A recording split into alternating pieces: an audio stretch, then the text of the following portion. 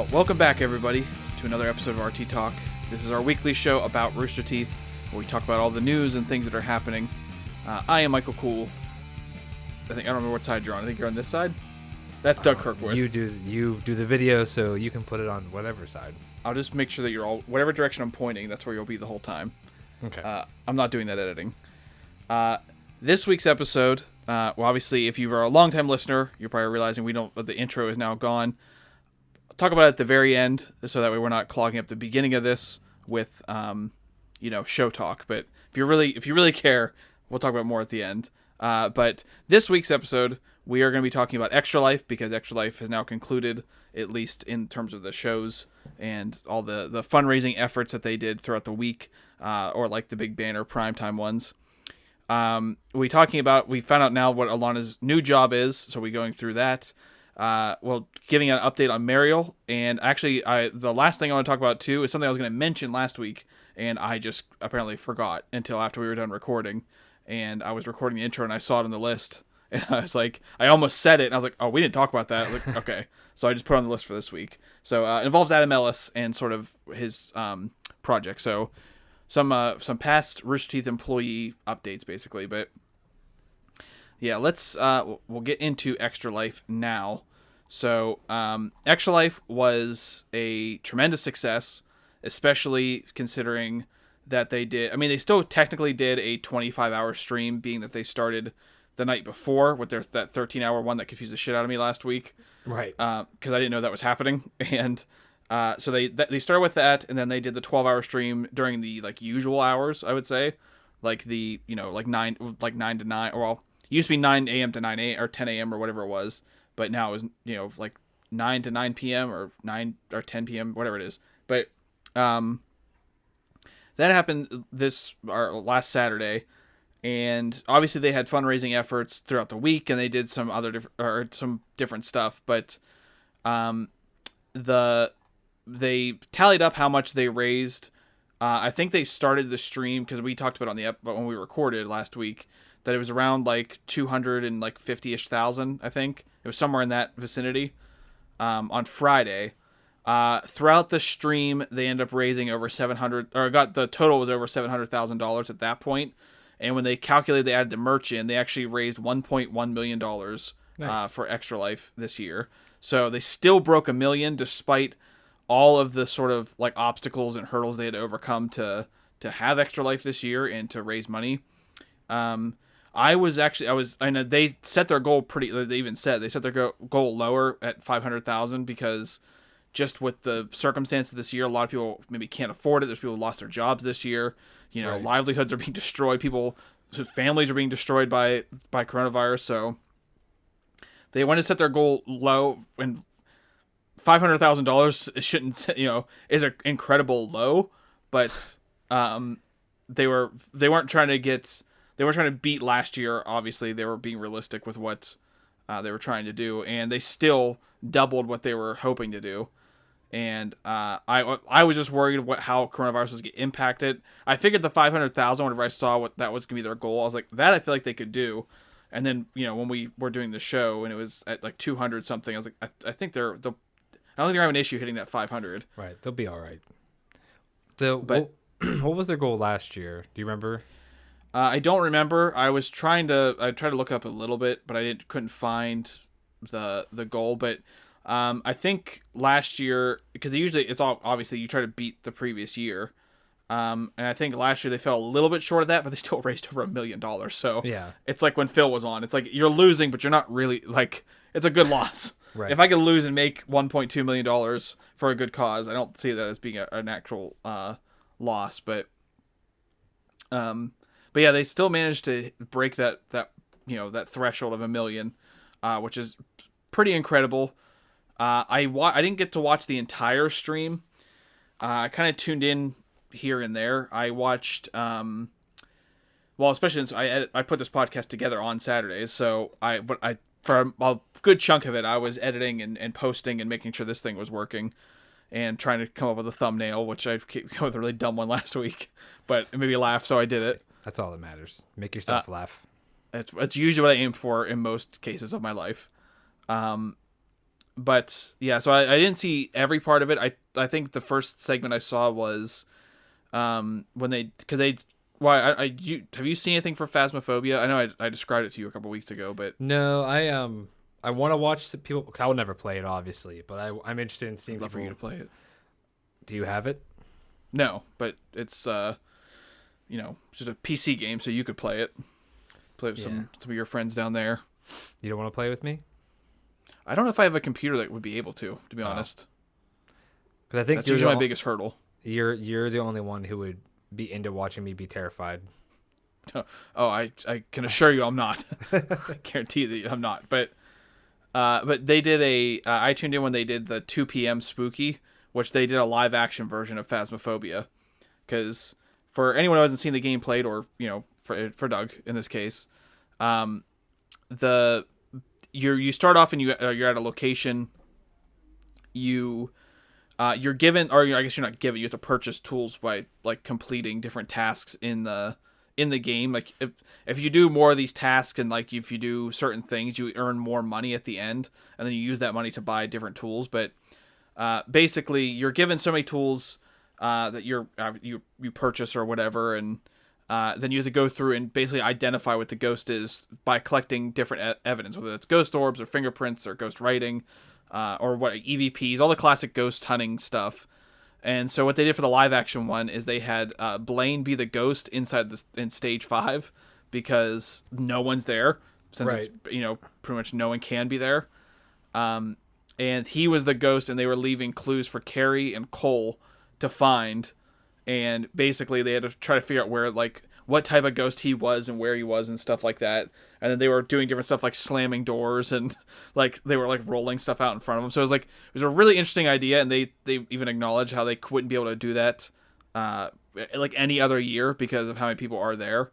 Right. And the fact that it's practically abandoned right now is really the only reason they were able to do that, because they used a huge space in there.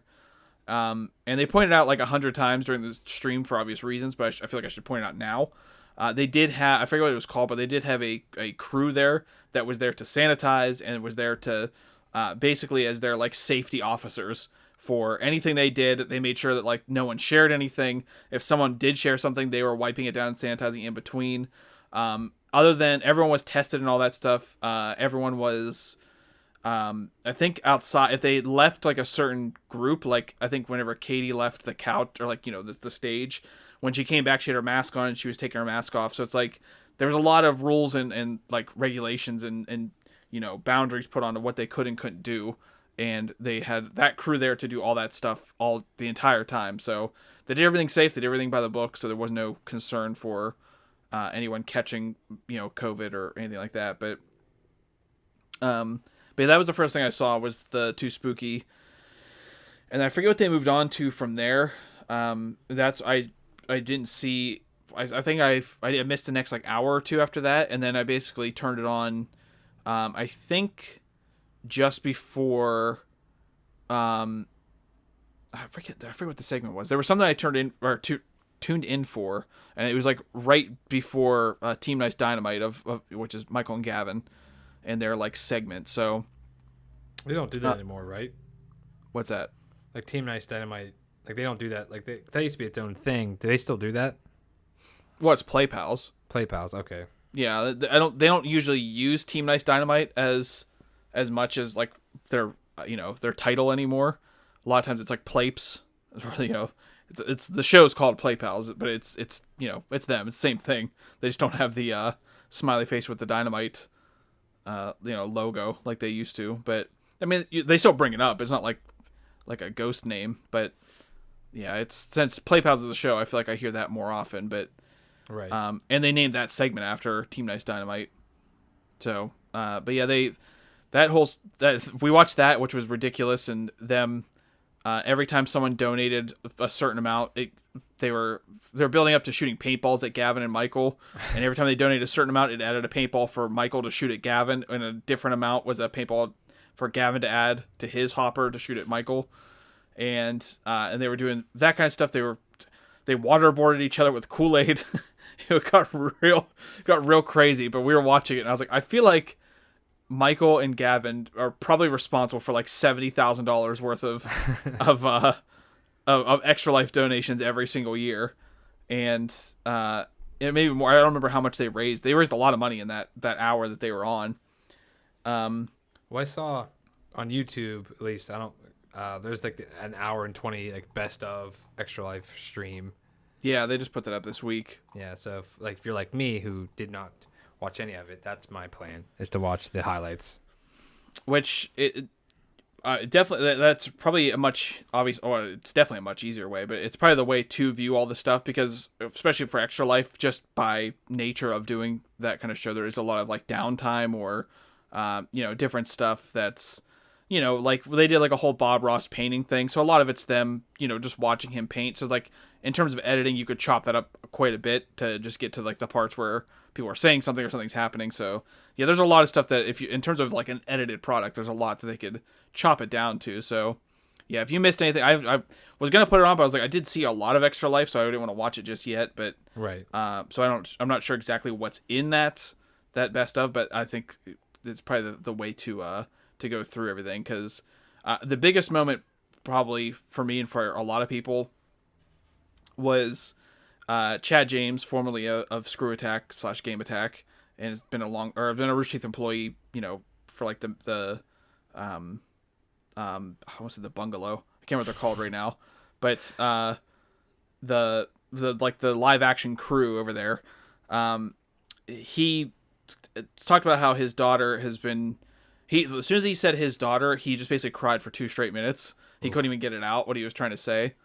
But basically, his daughter she learned about like helping others and like altruism and stuff like that in school, and has been trying to do stuff to help out and help other people who need help. And she apparently found, or like knows about like Extra Life and what they do. She's real young. I don't know how old she is. I'm looking at a picture, like he posted a video of her reaction to all this stuff, and I'm guessing she's like around 10, so she's younger. But she wanted to she did a bunch of like chores and stuff and saved up $20 and wanted to donate that $20 to Extra Life. And apparently she wanted to donate like all the money she had, like she would like break open her piggy bank and do that. But he said like he would do the $20, and he explained to her like how it worked, like people will match and stuff like that. So basically he wanted to show her like the power of her $20. And so they basically issued a challenge and said they want to see how many people would match that $20 donation to show her basically like the good force of the world and what's possible with just $20. And they crashed Extra Life because so many people donated. And at the beginning of this segment, they had like a little a screen off to the side that was like this like partially like transparent thing, and when people donated, they'd pop up there. So like during Michael and Gavin's thing and different ones, like they'd be popping up real fast, especially when it came to like the donation amounts that get you like the paintball thing and all that stuff. Which the paintball thing was brutal, by the way. It'll definitely be in that compilation, but that whole segment was terrible. Michael was in pain, and they had 100+ paintballs a piece to shoot at each other, and like 8 paintballs in, he was suffering, and it was like it was brutal. But at the beginning of that segment, there was like one name, and it was like just empty, and then there were like 1 or 2 names, and the second they said who, like they want to see how many, like who will match it, it just like, and it was off screen. And then as names were like, because it's like times out for certain names, they'll start disappearing at the top. It just kept moving up, and you never saw the bottom of it until the whole thing froze. And apparently, like donations, I think were still going through, but they crashed. Like I was like, I went to the site to see it. Like I was like, I'm gonna get in on this, and I went to go do it. And as soon as you clicked on it, it just said like it was just a broken thing. Like the whole thing went down, and they were getting text messages from Adam Baird saying like, I think it's all dead. Like, I think it's all gone. Like, it's over.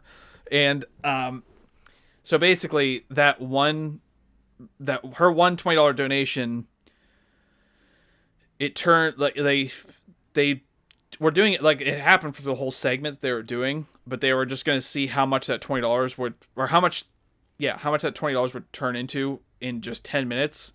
And in 10 minutes, they raised $65,000. Oh, that's awesome.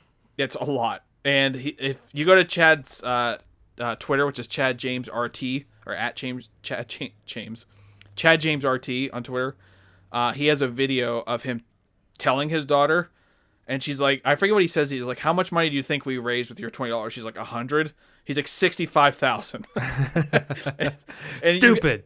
Yeah, and they shoved her. Yeah, but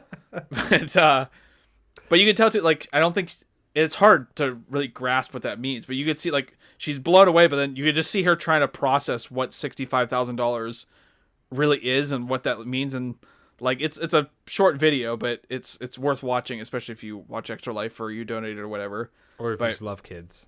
Yeah, if you want to see a kid get shoved. That didn't happen. But yeah, that was just in 10 minutes. That continued on for their entire, like, I don't remember, 45-minute segment, because they even went on to a thing which was just abusing Chad the whole time. So like donations poured in the whole time. Like that's where there was a huge amount raised over that whole segment, and pretty much because of her and like wanting to help other people really struck a chord and inspired a lot of people. So that was, to me, that was like the biggest like moment, because like I said, the paintball thing and like Gavin and Michael King waterboarded all that stuff, which a funny moment from Team Nice Dynamite though was Meg donated a paintball to Michael, and so that he would have an extra one to shoot at Gavin. Yeah. And she didn't mean to do that, so she was like, I didn't mean to send it to him. And so then she donated again, but then donated to Michael again. So she donated 2 paintballs to be shot at Gavin on accident. And then Gavin was trying to, I think he was trying to add some to his own, and he added 2, and then he got locked out of his credit card. They like flagged his account and his activity for like, and it comes out on stream. He's like, I'm locked out. He said they flagged my account. But yeah, there was a lot of funny moments from that. But like, despite the entertainment value of that whole thing, I think that was the most like, I think that's like the most Extra Life moment. Like that's the moment of giving.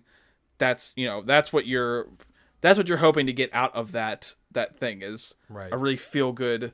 We're helping people when they always do their segment of showing you what the money's going towards, like they're building the wing of the hospital or whatever. But I think people really latched onto that story, and like, well, obviously they raised $65,000 in 10 minutes. It's ridiculous. Was that over 3,000 people? 65 divided by 20, 3,250 people. And plus some people donated like 100. You know, there's people that donated a lot. Yeah, because there was a lot of donations, that's what I was like saying. It's like, I'm surprised by how many people just have like $2,000 laying around that they can easily spend. Like I'm not saying that, you know, like it's going towards a good cause. It's not like there's like, I want to buy, you know, this frivolous thing, but still, like, just like to be able to easily spend $2,000 like that. It's like, there's a lot of people out there apparently that watch Rooster Teeth content that are able to spend $1,000 or $2,000 just like in an instant. But I mean, I guess if you throw it on your credit card, you make payments, it's fine. But right, still, it seems like it surprises me every year how many people have that much money around. And yeah, I think at one point like Rooster Teeth matched donations up to like 25,000, or I think it was. So then, you know, that basically turned it into $50,000 because they obviously hit. I think that was during that segment too. Yeah, there was a bunch of people. There was like, I think ExpressVPN, who's been like their big sponsor through all the videos through the, you know, this whole pandemic. I think they donated a certain, like, I forget, I don't remember what it was, but they donated a certain amount. There was a lot of different groups and companies that, you know, did their own thing. I think like even the CEO of Rooster Teeth donated something. Matt Hollum did. It was, and apparently I think it was announced during the stream. I guess Matt and Anna Hollum's kid has, I want to say it was, I don't remember. I don't want to spread misinformation, but he's suffering from something. Right. Something's wrong. Yeah, I think I'm pretty sure it was a type of cancer, but I'm not 100% sure. So it's like, obviously he felt extra motivated to help this year. Not that they don't help every year, but still. Yeah, but really great stream. A personal highlight for us is that the legendary Chef Mike liked our tweet that I tweeted at him. So I did see that. That's clearly the best the moment. That way better than, you know, look, 65,000 in 10 minutes, making, like, blowing the mind of, you know, a kid, giving her hopes and stuff like that. That's all fine and good. but that's not quite the same as Chef Mike liking your tweet. They're different categories. It just doesn't compete. So Matt and Anna's kid has lymphoma. Yeah, so I know it. I don't know if it came out during the stream or not, but that's like around when I heard about it. Oh, okay. So that's when I heard about it. But at this point, doing this podcast, I've learned there's big things that slip through the cracks that I just somehow, even though I try to stay on the subreddit and Twitter and everything else, I miss, and some stuff I feel like we get on early, and I never know. So, right. Yeah, the whole stream, obviously, huge success, 1.1 million, and still counting, because really they're auctioning stuff off for Extra Life, and I think there's still more merch sales and probably donations. It's just in that window, though, that was the 1.1, so that'll climb, and another giant successful year for Rooster Teeth in doing Extra Life, and hopefully next year it'll be an in-person one, and we'll get a more, I guess, traditional one. But I feel like with all the restrictions and everything, I feel like they did a really good job of trying to make everything work, because you obviously can't have everyone in. They kind of jump back and forth between in-studio segments and home segments. Like I said, they did that Bob Ross thing, which was all through Zoom or whatever, video chat. And there was a couple other segments that were all through I forget there was another one I saw, but I can't remember what it was right now. But there was a lot of them that they did through video and just made it work that way. So it's like they did a combination of them. But hopefully next year COVID will have more of a lid on it, right. Or more contained. Yeah, hopefully we can see our families this year. I was like everything. I basically just get days off for November this year. Don't have anything Thanksgiving. I mean, dinner with my mom. That's the extent of it, as opposed to a family thing. Or I should say a full family thing. I'm staying here. I'm not going anywhere. You're not even allowed anymore. You have stay-at-home orders down there. Yeah. We're not there yet. We're still pretty we still have a lot of we're still spread out enough. Like, we have cases, but we're not, it's not crazy up here yet. But yeah, that's all we're doing is having dinner with my mom. She's she works, but she's not dealing with people. It's like, I have a long process I have to go through now to get into work. So we're all kind of, we're all being as safe as we can be, but just be the three of us. With how many pies? Well, it's the three of us, and I love pie. 10. So I was gonna have her to make 8, but if she makes 10, you gotta bring 2. Oh, I'm not bringing any. Oh. In fact, I might knock 2 of hers on the floor when I get there, just to prove a point. Like a cat. Yeah. This is my house. You serve me. Remember that, and I'll just throw it on the floor. Yeah, but yeah, that's hopefully next year they'll have everything ironed out, or the vaccine will be available by then, or widespread enough, and or something. And things can go back to normal. I talked about I guess it was last week how I missed the in-office content, so it'd be nice to, among everything else, that's the obvious stuff with COVID, it'd be nice if people aren't dying all the time. That's right. Obvious, but I'm just saying in terms of like how it's related to Rooster Teeth, it'd be nice. I look forward to that. Look forward to just some normalcy coming back, but hopefully that's the case next year. But so far this year did not hold them back, because they still were able to raise over $1 million. So since we're trying to keep this one shorter, we'll kind of continue through on hit the next point. Yeah, continue on to the next one, which is basically just like I said, we finally have an update, or we finally know what Alanah's new job is. She said that I forget when it was, but how she wasn't able to announce it, and all that kind of stuff. And she finally put it out that she is going to be a video game writer, which when we talked about it, I was like, I don't know what the job would be. I know she was trying to, her goal was to be in video games and stuff like that, and she used to work at IGN. I apparently don't follow her closely enough, because she's talked about wanting to be a video game writer a lot in the past, and I just don't follow her that closely, apparently, so I didn't know that. But yeah, she is going to be a writer for video games at Sony, or Santa Monica, I guess it's Santa Monica Studios. Mm-hmm. Sony Santa Monica. Yeah. I guess they're like an indie developer. They make like pretty small games. I think their biggest hit is some game called God of War. I don't know. I think I've heard of it, but I don't know. It's probably one of those games that's like free that you can just download. So yeah, it's a pretty small, upstart kind of company that she's working for. But in reality, she talks about in her video announcing this job how these types of jobs usually don't just become available to work for a AAA publisher like Sony Santa Monica. No. I mean, God of War was the shit for like 2 years when it came out. Or I guess, well, we might still be within 2 years. I don't remember when it came out. I don't know. The price tag has dropped from 60 to 20 pretty fast. I love the game. I wish there was more to it. I wish I could buy more of it. Well, maybe. I'm actually surprised there is no like deal. I mean, I don't know the story. I never beat it, but Go fucking beat it, dude. Dude, I'm learning woodworking right now. I got a lot on my plate. All right. You don't own a lathe. I don't need a lathe. You do. If I want to get into that kind of woodworking, I want to make a nice end table. That's it. We took like 3 years of like woodworking in high school. You can definitely make. I know, and you almost blew your hand off. I remember. I think about that every time I watch someone use a table saw in these videos I'm watching. You can't see it. But there's a scar in the webbing of my fingers. Cut your hand clean in half. But I will go. Honestly, Thanksgiving I'm off for 5 days, and with very little plans, it's possible I might be diving into some games I want like to really get into. So I don't know if God of War will be it. No, definitely not. That game is not one that I've really. I want to play the game so bad, but nobody wants to play it.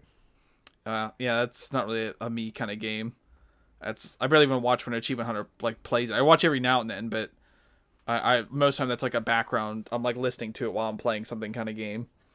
But no, but that's what she points out in her video announcing that she's gonna be working at Sony Santa Monica, or I guess that's their at on Twitter. But yeah, God of War was like game of the year. Everyone was talking about it. People were blown away by it for such a long time. She also mentioned how basically she's saying what her job is, and she's not going to be talking about anything with her job going forward. Like, she's not allowed to, for one, but two, it's obviously it'd be unprofessional to be like, oh, wait till you see this, or like, she's not going to give details away. But did she say when she's done? What do you mean? Like when she's leaving Funhouse? Well, I think she's already gone. I think that's. Oh, she is already gone. Okay, I thought because I wasn't sure. She announced like I got a new job, and then here's like I'll be out of videos by this time. Oh no. She announced. I think when she put the announcement out, it was, her saying like I'm leaving, like she's left, like she's gone, and the videos with her in it will probably come out for a while just because they like pre-shooting stuff or something that like they shot and edited, but it's like, oh, we'll wait for a time to put that out, and like in 4 weeks or whatever they'll put it out to just so it's not collecting dust basically. Right. But yeah, that she'll probably appear in videos for a while. But yeah, so she's moving on to video game writing, which I don't know anything about her writing or anything, but and it's obviously it's going to be a long time, but I'm kind of looking forward to seeing whatever the game is that she's working on, and then like playing it and actually watching the credits and go, there she like it almost feels like someone we went to school with or something is now in movies or something like that. It's like, oh, there she is. It's like, I know that person. Kinda. Yeah, I don't mean like I actually know her, but it's like a similar feeling of it's not just a wall of text coming at me. Actually, I can identify someone in that heap. Right. I don't know if I know of anyone else. It'd be like watching Sherlock Holmes and seeing Gavin's name go through. Right. See, they did the slow-mo for it. Like, hey, there he is. But yeah, super cool job. Understand why she would want to leave. I mean, people have 1,000 reasons why they would want to leave Rooster Teeth, but you see why she would dive at this opportunity, because it's what she's wanted to do. It's working for one of the biggest names out there in video games, like the people who make God of War. So good for her. Look forward to whatever she's gonna be working on. I think she said that she'd be kind of the content on her YouTube channel and stuff like that would not be as frequent as it usually is, just because she has a job now. But she basically is becoming more anonymous too, which she's not gonna be on camera. She's just gonna be behind the scenes writing and everything. So that's kind of a bonus for her in that way. And kind of speaking along really the same lines is Mariel, because apparently this happened a couple weeks ago, or I don't know exactly when it was, but I just found out about like an hour before we started recording, or well, maybe not an hour because we talked for like 2 hours, but probably like an hour or so before I got home, before we could start recording or start talking to each other. Apparently she announced on one of the streams they did that she was kind of stepping away from the on-camera stuff at Rooster Teeth. She was going back to school, and she was going more towards like the business and sales side of Rooster Teeth.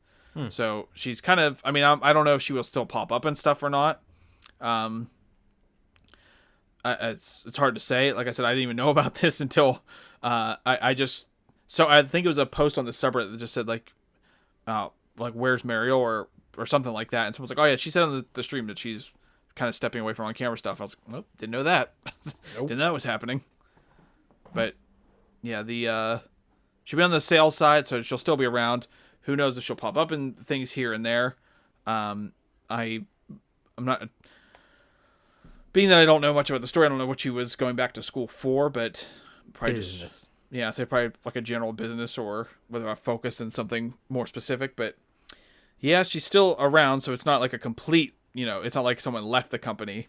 But for anyone who was a big I mean, she kind of started that way. She was in production, and she just kind of got on camera through like free play and stuff like that. So she's kind of going back to what she started with.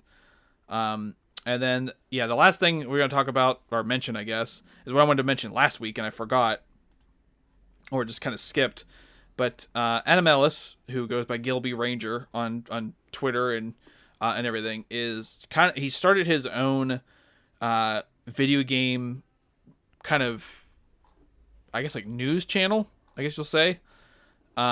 He put out an announcement, or he like tweeted it out saying, which I don't want to scroll back that far, but he put out like a tweet saying like he wanted to start his own channel for like video game related stuff. Right now he only has 8 videos, and like it's the first one's his channel announcement. The second one is first impressions with the game Teardown, which looks like a really interesting and fun game.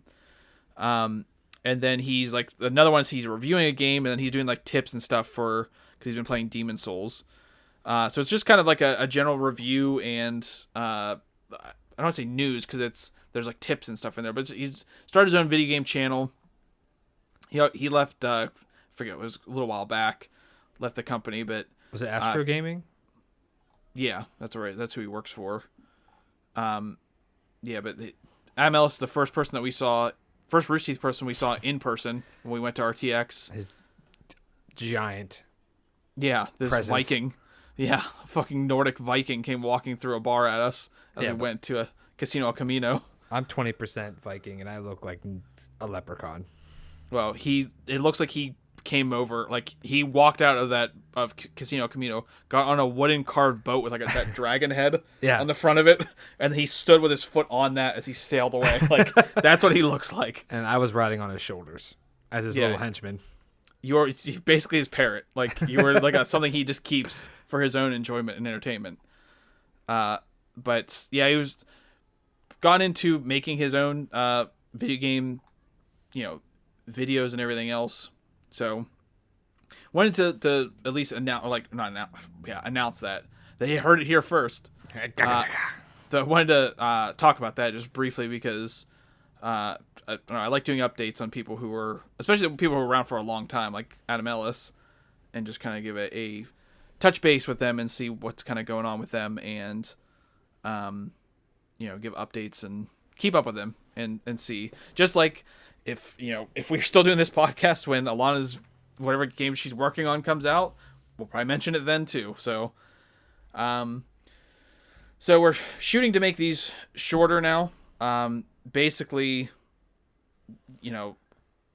really the idea is just since we do Out in the Grapes, that is kind of its own, like that's that is a podcast. Like that's all that show is basically a podcast.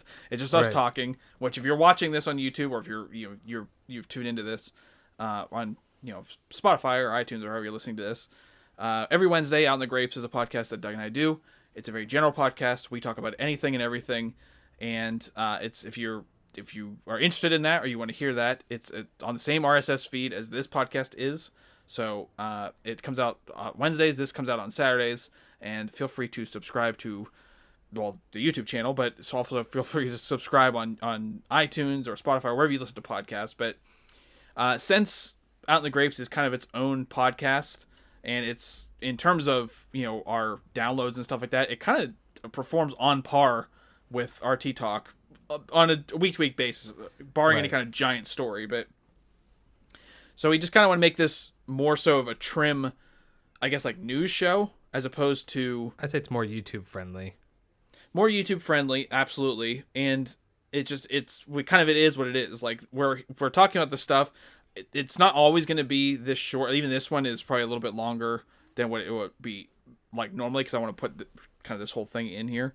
But yeah, it's not always going to be short. Like when we talked about the whole controversy surrounding like Ryan and Adam and stuff, that's a hard one to condense down to like just this. Unless we just want to do bare bones, this is what happened, bam, bam, bam, over. But it's like I still want to. I don't want to drift too far away from like doing like giving opinions on stuff and talking about things, but at least keep it more like a tighter show for the fact that we are now doing YouTube as well. And it just, I feel like if I guess I'm just trying to picture someone who's stumbling upon our podcast. I feel like if you're interested in a tight, like, like I'm not sure the title of this one's going to be yet, but if whatever it is, if you see something about Extra Life and you say, oh, I want to learn about that, and you see a video that's an hour and a half long, you're like, oh, I just want to learn about, like, I don't know if I want to listen to an hour and a half long thing about Extra Life. I just want to know what that's about. So these people I don't know.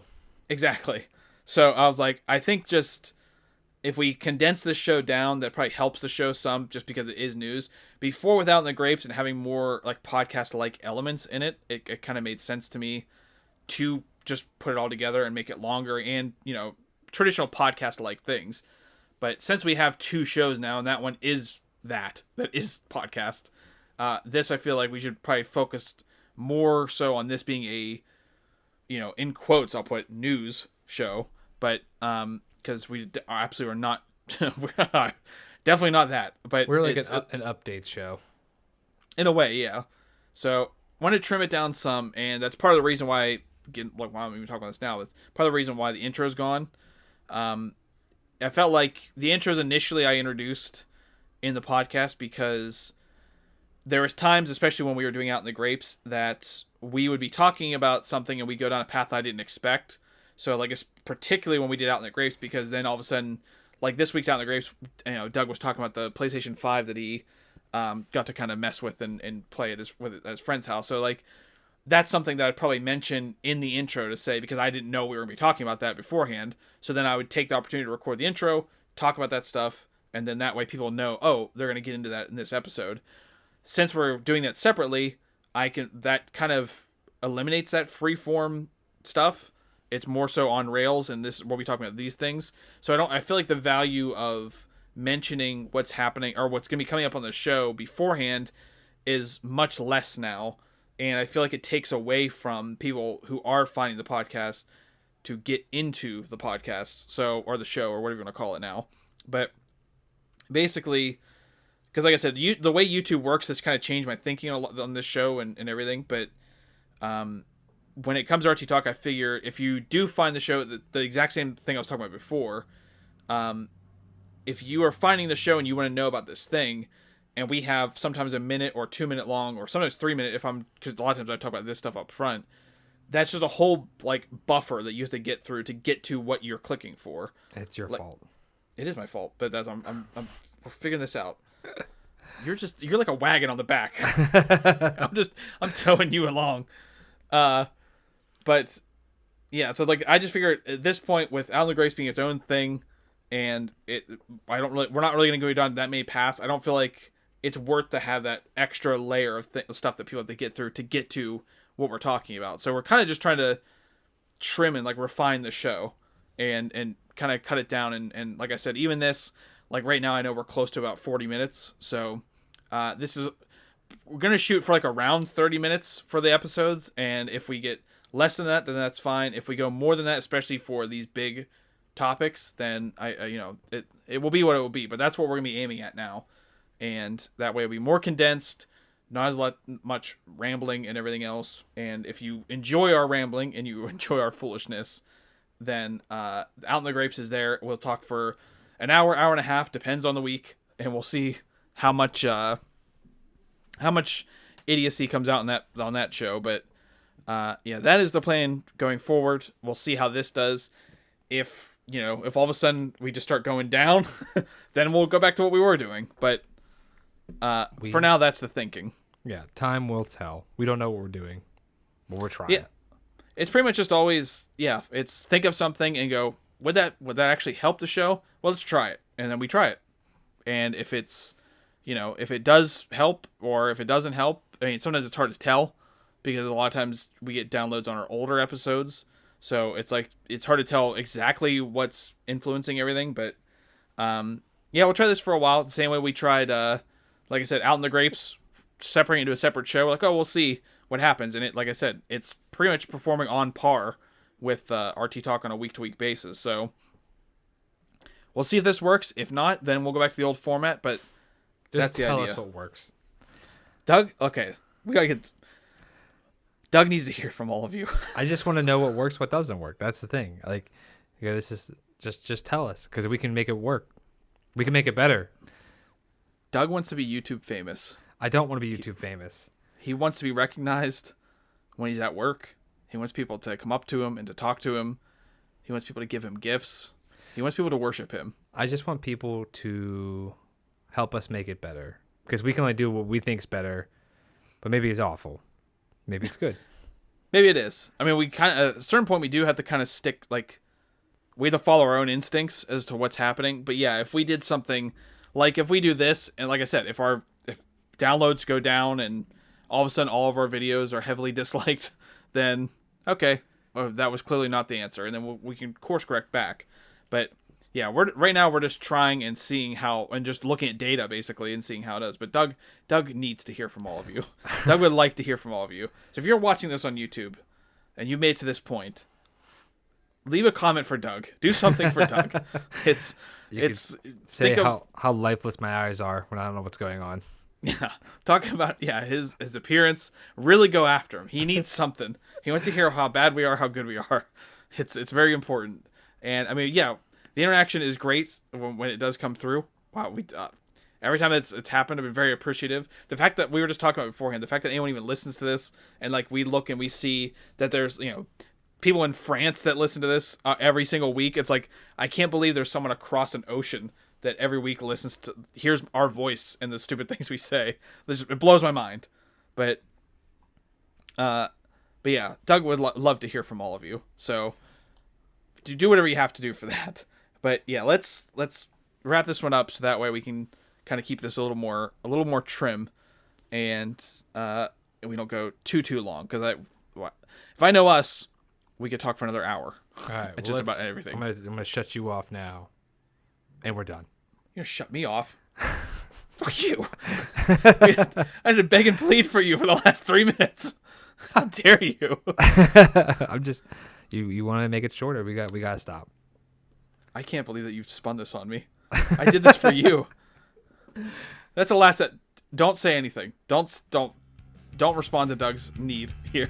It's over. This is his last episode. So I hope everyone's enjoyed Doug on this podcast, because I'm gonna do Out in the Grapes by myself from now on. You're just celebrating. We're done. Goodbye. I'm over you. I'm done with you.